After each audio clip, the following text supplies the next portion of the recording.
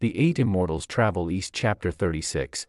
Usually when we talk about a medical diagnosis, Mm. there's a certain expectation of mechanical precision. Right, a very localized issue. Exactly. You break your arm, the x-ray shows a jagged white line, and the doctor simply points and says, there it is. Yeah. It's visible, it's categorized, and the path to fixing it is fairly straightforward. It's comforting, you Yeah. know, because the problem is isolated to your physical body, right there on the table. But when you step into the world of classical Chinese literature, specifically the mythological texts surrounding ancient warfare, that diagnostic x-ray machine just completely shatters. Oh, absolutely. It dissolves. The boundary between a physical ailment and a geographical or, even a political imbalance, it's just gone. So we have pulled together a stack of translated texts and modern literary analyses focused on one of the most bizarre and honestly brilliant excerpts of classical Chinese literature. We're looking at Chapter 36 of Journey to the East. It's a fantastic text. It really is. If you are interested in how military strategy, magical realism, and deeply psychological warfare all intersect, well, this text offers a total masterclass. It forces us to completely abandon our modern Western compartments of, science, magic, and statecraft. Right. Because in this universe, those aren't three different fields of study. They are the exact same mechanism. Okay, let's unpack this. To see how that mechanism works, I want you to imagine you're the emperor of the Song dynasty for a moment. A very stressful job. Very. Your top military commander, General Yang Liulang, is down. But he hasn't been wounded by a stray arrow or, a cavalry charge. No. He is mysteriously, severely stricken with an illness simply by interacting with an enemy battle array. Yeah, just looking at it. Right, just looking at or being in the proximity of this complex military formation has made him deathly ill. What's fascinating here is that the battlefield itself is presented as a toxic pathogen. Wow. Yeah. It completely reframes warfare. The general isn't failing to defeat a physical barrier of men and shields. His biological system is crashing because it's simply incompatible with the energetic environment the enemy has constructed. So as the emperor, you are desperate. You issue this massive bounty for any doctor who can cure your top general. Standard royal procedure. Right. But the person who answers this call isn't a royal physician. It's a mysterious, extraordinary-looking old man who casually strolls into the camp, introduces himself as Zhongli, and just mentions he is a Taoist from Penglai Mountain. Naturally. And the emperor just accepts this. He doesn't question why a mountain-dwelling mystic is the solution to a military crisis. Well, because he understands the diagnosis. Zhongli isn't there to prescribe a poultice or a standard herbal remedy. Right. In the worldview of this text, the physical body of the general and the energetic body of the enemy's military formation are entirely entangled. They're linked. Exactly. You cannot heal the general's body without addressing the cosmic imbalance caused by that battle array. So Zhongli arrives at the exact intersection of those two problems. He's acting more like a metaphysical mechanic than a standard doctor. And his prescription really reflect that because the ingredients he demands are just staggering. Very unconventional. Zhongli tells the emperor he needs exactly two things to brew this medicine: the hair from the dragon mother's head and the beard from the dragon king's chin. A profoundly loaded request. Especially when the emperor asks where to find these mythical beasts, and Zhongli just drops a massive geopolitical reality check. Yeah, he does. He reveals that the Dragon King is the emperor himself, Emperor Zhenzong, and the Dragon Mother is the rival ruler, Empress Dowager Xiao. Right. Zhongli looks directly at the emperor of the Song dynasty and tells him to hand over his own facial hair and then send someone to steal the hair of his absolute worst political enemy. The audacity of the request is the point, really. By demanding the emperor's beard and the rival empress's hair, the cure acts as a symbolic assertion of political and cosmic dominance. Because you're literally consuming the power dynamic. Exactly. The medicine is literally made of the conflict itself. To cure an illness caused by the enemy's battle array, you have to ingest the essence of the enemy's leader, combined with the sovereign dragon energy of your own leader. The emperor agrees, surprisingly. He gives up his beard hair and dispatches an operative named Meng Liang to sneak into the rival territory for Empress Xiao's hair. A very dangerous mission. Extremely. But Zhongli tacks on 3 additional missions for Meng Liang.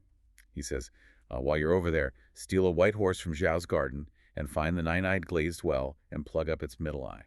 Which sounds completely random to modern ears. Exactly. I have to pause here because I buy the geopolitical symbolism of the hair and the beard. That makes sense to me. But I am struggling with the horse in the well. It feels like a bizarre video game fetch quest where you have to steal an item from the final boss's inventory just to heal your character. Right, like the author just threw in fairy tale obstacles to pad the story. Yeah. Is there actual military logic here, or is this just mythological busywork? It is absolute precision military logic, provided you view it through the lens of Taoist elemental theory and Feng Shui. Okay. These aren't random obstacles at all. In classical Chinese strategy, the physical landscape is a living organism. Disrupting an enemy's spiritual infrastructure is just as devastating as, say, burning their grain silos. So what does a well have to do with their military defense? Well, think of water channels as the literal veins of the land's power. The text specifies a nine-eyed glazed well. Right. In this context, 9 is a pinnacle yang number, representing ultimate authority. And glazed implies something intentionally constructed to channel that immense energy. Ah, I see. So by plugging that specific middle eye, Zhongli is essentially cutting the main fiber optic cable, powering the enemy's magical defense array. He is blinding the center of their power structure. Wow. And the white horse? The horse operates on a similar principle. It represents the martial kinetic energy of the enemy's cavalry. Stealing it drains their spiritual momentum. It is structural sabotage on a mystic level. That is fascinating. So Meng Liang pulls this off. He completes the sabotage, returns with the hair, the medicine is mixed, and General Yang is instantly cured. A total success. But having the medicine doesn't win the war, it just gets the general back on his feet. Right, you still have to address the pathogen's source, the array itself. Naturally, the emperor is thrilled with Zhongli and immediately tries to reward him with a cushy government title and a permanent position. Which presents a philosophical crisis for Zhongli. He flatly refuses. He calls himself a person of the world beyond with a casual nature. He wants no part of the bureaucracy. Typical Taoist sage response. Yeah, but here's where it gets really interesting. In the very next breath, he accepts the role of chief military strategist. General Yang even forces his subordinate Zongbao to take Zhongli as his master. It's a massive pivot. How do we reconcile this? He claims to be this detached hermit who is above earthly politics, but the moment he's given the reins, he aggressively micromanages the military destiny of an entire nation. If we connect this to the bigger picture, the contradiction you're pointing out is actually the core of the wandering Taoist sage archetype. How so? We often misunderstand the Taoist concept of wu wei, or non-action. Yeah, usually people think it just means doing nothing. Exactly. But non-action doesn't mean sitting quietly and doing nothing while the world burns around you. It means acting in perfect alignment with the flow of the universe without forced effort or ego. Okay. For Zhongli, taking a bureaucratic job with a salary and a pension would be going against his nature that's forced action. But orchestrating the downfall of a toxic demonic battle array isn't forced action. No, because the enemy's array is an unnatural distortion of the landscape's energy. Destroying it is an act of restoring cosmic balance. Oh, I see. That aligns perfectly with the Tao. That's why he refuses the political title, but eagerly accepts the strategic command. He is bridging spiritual detachment and worldly duty. And the second he takes command, the pacing of the text just shifts into overdrive. It's frantic. It really is. He instantly dispatches messengers across the country to gather a highly specific cast of characters. Hu Yangxian is sent to Taihang for golden-headed Ma Shi. Zhao Zan is sent to fetch the 8th and 9th sisters. Everyone is sent somewhere. Yu Shen goes to Fenzhou for a specific general, and Meng Liang goes to Wutai Mountain for the 5th brother. And amidst this whole logistical nightmare, Zongbao somehow manages to wed Mu Ging. A busy few days. To say the least. It reads like an ancient assembling the Avengers montage, where highly specific specialists are pulled from mountains to form a dream team. It is, but notice the specificity. He isn't asking for 10,000 generic spearmen.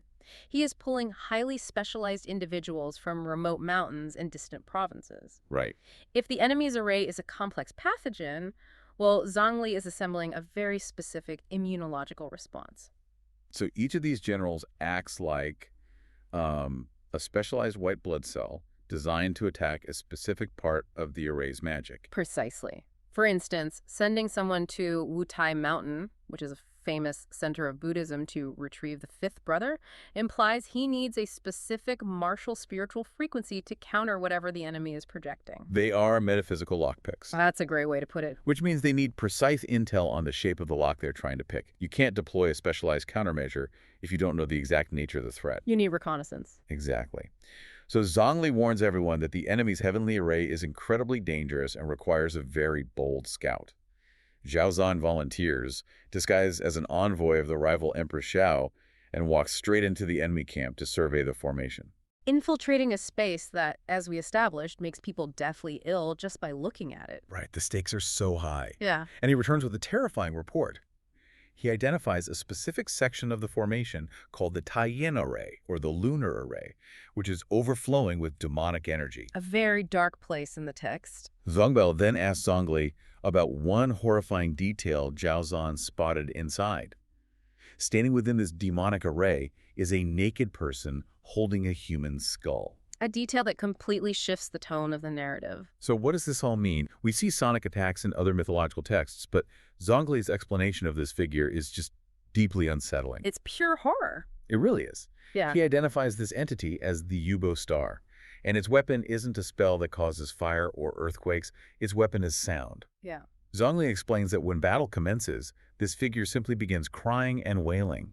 The noise is so intensely disorienting that it causes enemy generals to become dizzy, lose their minds, and literally fall off their horses. It bypasses physical armor entirely. I can't imagine how a traditional army is even supposed to train or prepare for a sonic, magical attack that literally knocks generals off their mounts. Yeah. What makes the Yibo Star's placement in the Taiyin Array so uniquely devastating to traditional cavalry? Well, it requires us to understand how the authors of this text viewed the human mind's breaking point. The Taiyin Array translates roughly to the Great Yin Array. Oh. Yin energy is inherently dark, feminine, and receptive, but here it has been corrupted into something chaotic and demonic. The Yubo star, often associated with a lunar node in astrology, represents disruption and eclipse. So it's an environment engineered specifically to eclipse reason. Exactly. Now consider the visual and auditory components here. Nakedness, a human skull, and wailing. It's nightmare fuel. It is. In classical Chinese society, which was heavily governed by strict Confucian codes of propriety, bodily integrity, and ritual decorum, these elements are profound taboo breakers. Right, they go against everything normal. Right.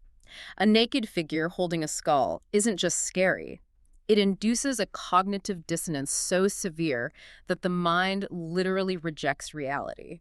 And that rejection manifests physically as vertigo. Exactly. They fall off their horses because their brains are short-circuiting, not because they were struck by a projectile. It's pure sensory overload and psychological warfare. If you can make an enemy commander dizzy with revulsion and terror before a single sword is swung, you've dismantled the army's command structure. Wow. Ancient warfare in this text recognizes that shattering a commander's psychological equilibrium is far more efficient than piercing his armor. Knowing that this is the linchpin of the enemy's defense, Zhongli declares this entity must be eliminated first. You have to take it out. So he deploys his countermeasure. He sends golden-headed Ma Shi, one of the specialists he summoned through the 9th heavenly gate of the array, supported by the 8th sister and 10,000 cavalry. The elite strike force. Right. They break through and confront this naked, skull-wielding demon. And here we expect a clash of titanic magical forces like you'd see in a movie. But the narrative subverts everything. The demon is revealed to be a woman named Huang Qianu, and instead of launching a magical counterattack or crossing swords, Ma Shi initiates what can only be described as a devastating verbal smackdown. It's amazing. She weaponizes social norms. It's incredible to read. I mean, Ma Shi viciously berates her. She doesn't attack her magic, she shames her character. Right. She says, "You are a noble daughter from a good family. You traveled all this way just to help rebels. You took a lowly position. You're exposing your body without any shame, and you're flaunting this dark power." Just tearing her down. And then Ma Shi drops the killing blow. She asks Qianu, "Even if you win this battle, how will you ever have the face to look your parents and your brothers in the eye again?" It's a precision strike, right to her core identity. Qianu is instantly overcome with such intense shame that she retreats, agrees to coordinate with the Song troops from the inside, and completely surrenders the next day. The magic just evaporates. It's so funny. I have to ask, Why does a stern lecture work better than a sword against a demonic entity? It's a great question. Magic and demonic energy are clearly potent forces in this universe. I mean, they make generals sick and shatter cavalry charges. Why do they fold so easily in the face of a guilt trip from a parent figure? This raises an important question because you have to look at what truly holds power in the cultural universe of this text. Magic is powerful, yes, but it exists on the fringes. Right. It relies on the practitioners severing themselves from the moral center of the world. Huang Qiangyu's power was entirely dependent on her stepping outside the bounds of acceptable society, being naked, wielding dark magic, fighting for illegitimate rebels. So she drew her power from her isolation. Precisely. So Ma Shi doesn't engage the magic because engaging it validates it.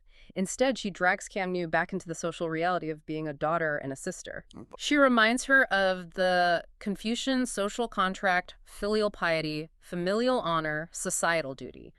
The moment Qianyu is forced to view her actions through the lens of her parents and brothers, the cognitive dissonance collapses. She can't handle it. Right. Her demonic persona cannot survive the blinding light of societal obligation. It proves that in this cultural context, moral authority and social duty are the ultimate magic. They trump demonic wailing every single time. She didn't disarm the skull, she disarmed the person holding it by reminding her she was a person. Exactly. It is an incredibly sophisticated approach to dismantling an enemy. It's the ultimate psychological countermeasure to a psychological weapon.